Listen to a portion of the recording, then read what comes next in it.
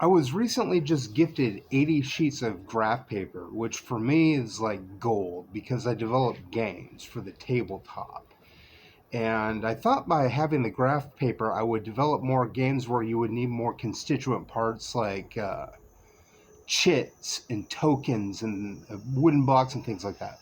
But what I'm finding is since I bought 30 dice from a convenience store recently, and I've been using 6 of them to create games, I've also been relying on AI to kind of give me some ideas, and I'll look at it like through the chat GPT and think, oh, I can do something with this idea, but change it up a bit and make it more my own. But the AI has given me some ideas where I'll just be like, oh, I like that part, but I don't like the rest of it. Like 90% of it is too hard to understand, and like 10% of it I'll get, and I'll be like, I can fill in the 90% of that with my mind.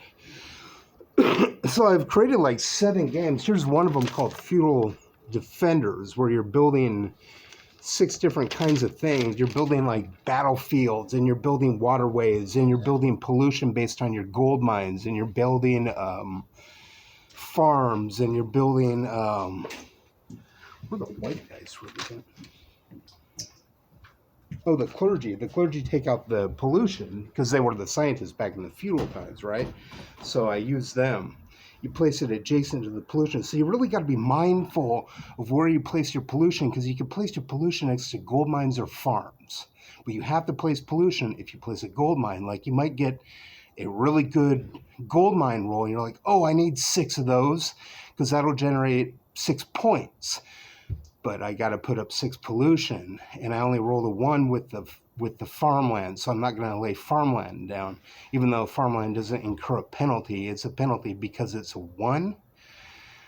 You know what I mean? It doesn't accumulate. If I did the farmland draw, you draw 2 dice of the 6 that you roll.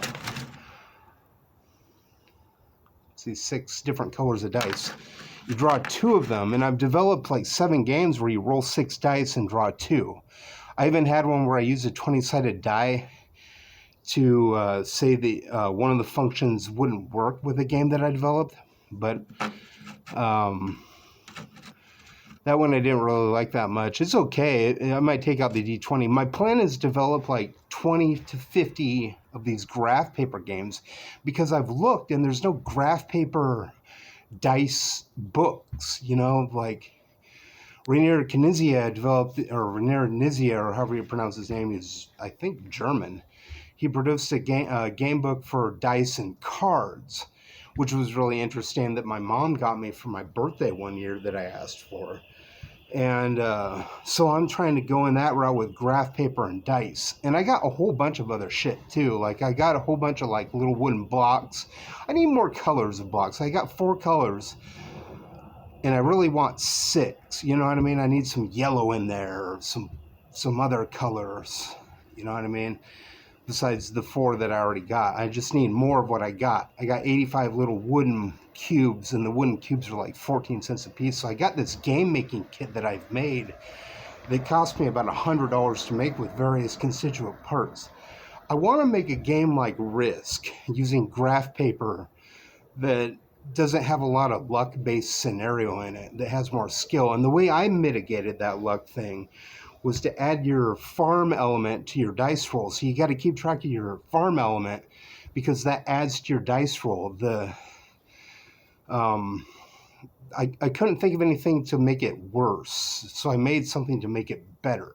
So, because sometimes in gaming you want to make things worse. Like in a game I developed called Residential with graph paper a couple days ago, the factories, when you build next to houses, incur a -1 per house. And I invented one called sorority checks earlier this evening. So you're taking the blondes and you're grouping them in groups of 3s. You're taking the brunettes and you're grouping them in groups of 4s, all the way up to the Latinas, and you're grouping them up in groups of 8. It doesn't really matter why I did that. I didn't do that for any particular reason except to separate them out. And then they each have a sister. Like the redhead sister is the Ebonies. So the Ebonies and the redheads, if they're next to each other in the graph, you get an extra point. So you're developing these sororities, clusters of women, which a couple of my friends thought was pretty cool. because it's a unique kind of gameplay, and they like the topic matter of being sorority chicks. Another one I developed with river pieces, and each dice corresponds to a river shape that you curve around and do stuff with. And you connect your sixes, which are lakes, but you have to connect them through rivers. And I like that one a little bit too. I think the best ones that I've developed, I had a game years ago called Cafeteria Uprising. You might remember it. Had 576 chits you drew from a bag and cost $80. And I was disappointed because there was a printing error on the other side. And there were people interested in it. But alas, I could not sell it because I had the fucking printing error and I had to redo it without all that shit. I had to redo all that shit and I had to take out the coins because they added too much money to the game. And I got it down to like $50, but I just got tired of it. So I developed a roll and write version of it called Cafeteria Uprising Roll Call a couple nights ago. That's fucking awesome. It's like Magic the Gathering meets chess meets Advanced Squad Leader on paper. So there you have it. I've been developing games using graph paper, and my plan is to maybe make a book of them and sell the book. Maybe, I don't know. But I'm having a lot of fun doing this. That's my hobby, is developing games for tabletop. What about you?